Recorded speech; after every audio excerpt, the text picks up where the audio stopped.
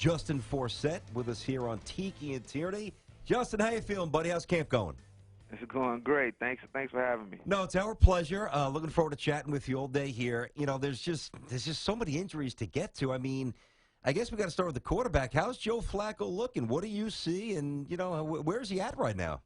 Man, he's looking great, man. He's looking normal. He's out there making great passes. He's able to scramble around a little bit too. So I'm excited to get rolling with him this season. Yeah, no, we all are because of how good he's been over the course of his career. I look at your roster right now, Justin, and you guys are really young. Other than Steve Smith, who's he's ancient. He's my age, and I've been retired for 10 years. And Ben Watson, he just picked up. You're one of the elder statesmen with 9 seasons. And are you guys ready to compete in a division with such a young, inexperienced squad and after coming off a 5-win season last year? Definitely, man. I think we're excited about this season. We'll have everybody healthy. We do have a young team, but we have some great veteran leaders, and Steve Smith is one of them. T. Sizzle is another. Joe Flacco on our side of the ball. So we got leaders. Eric Weddle, new addition with him in the secondary. So we got leaders everywhere to guide the young guys, and I'm expecting a big year from us. Justin, I'm curious. John Harbaugh, like his brother Jim, and like a few of the other elite coaches in the NFL, and John's obviously on the short list. We all know he's one of the best coaches in the league here. Did his demeanor change at all during the season? That was a very tough, the things we just documented, very tough set of cards to be dealt here. What was he like as things really spiraled out of control physically? Man, it was very impressive, man. He didn't flinch at all, man. He coached us hard, all the way through. We had a lot of injuries, a lot of adversity we faced, and he was consistent the whole time. He never wavered. He believed in us, and he was fighting for us every step of the way. Yeah, he's tremendous. Justin Forsett, running back of the Ravens, with us here on Tiki and Tierney. Hey, Justin, we mentioned Steve Smith and what he brings as a receiver. He's just phenomenal. But in the offseason, you guys bring in Mike Wallace. How's he looked?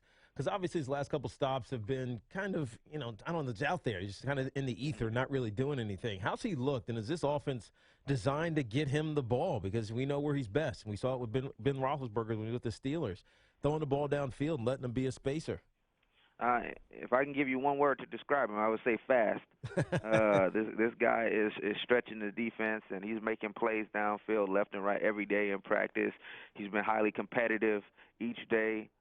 This guy's coming out with a chip on his shoulder, and when Steve hasn't been out there, he's been out there, the vocal guy, and talking and competing at a high level each day. So I'm excited to have him, especially taking another defender out of the box for me. So that'll be nice.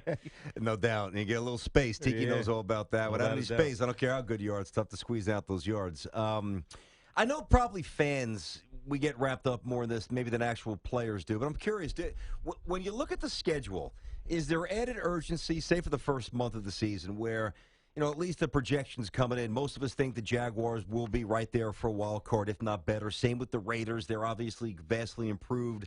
You open up with the Bills, who have a lot of talent. If they stay healthy, maybe they make a run at a playoff spot. Is there extra urgency knowing that 3 of the 4 teams you open up with, and then, of course, there's the Browns, and that's a win. Just show up. Just don't get lost. You'll win. Is there added pressure to start off well because those teams will probably be in your path in December? No, there's no added pressure. Our job is to focus on what we can control and, being true to ourselves. And I think if we do that, then, we'll be successful. We're not going to get distracted about, outside pressure and, teams we have to face. We got to go and do our job. And that's what we're preparing for right now. And I think we have a great team and great leaders, and we'll be ready for the challenge. Yeah, Justin, I look at your career. And you started with Seattle, as a rookie, rushing for 600 yards. You had a good, early start. But things started to fade. You bounced around for a little bit. But then in 2014, you come to the Ravens, and really out of nowhere, that was a really crucial time, obviously, for the team, as we all know. And you had 1,200 yards. You exploded onto the scene. What was it that made you get it at that, what was 6 years in? Just the opportunity, man. I mean, I'm 5'8", 198 pounds, so when I walk off a bus, no one is really wowed by me. But I was able to seize the moment, an opportunity when it came, and I ran with it. So, it was just a combination of preparation and opportunity. Now, you're a Cal Bear, right? Yes, of course. All right, so did you get a chance to see Goff the other night when he got basically he got snapped in half? What do you welcome to the NFL? Yeah, what do you think he's going to be, man? Do you have high I'm sure you think he's pretty good, but how good do you think he'll be? How soon? I think he'll be really good, man. You know, seeing him through our college play, and seems like a very smart kid, and he has the physical tools. So, you know, as long as he get the mental side of it, I think he should be great. How soon? I don't know. I think that I play with Case Keenum, and I know him very well. Yep. I think he's a great player, so he has a good guy to look and get some wisdom from, and you know, we just got to wait for his opportunity when it comes. Have you been back to I think it's Memorial Stadium, the new stadium in Berkeley, since they tossed a couple $100 million into the refurbishment? It looks pretty nice. You been back at all? Oh yeah, a lot has changed. And, yeah. You know, I go there every off season and train, so okay. I'm up there quite frequently. There you go. Justin Forsett of the Ravens with us here on Tiki and Tierney. Hey, Justin, I know that the training camps get long and there's not a lot to do, but the Olympics are going on now, which is exciting. And you guys did something at your preseason game a couple of days ago.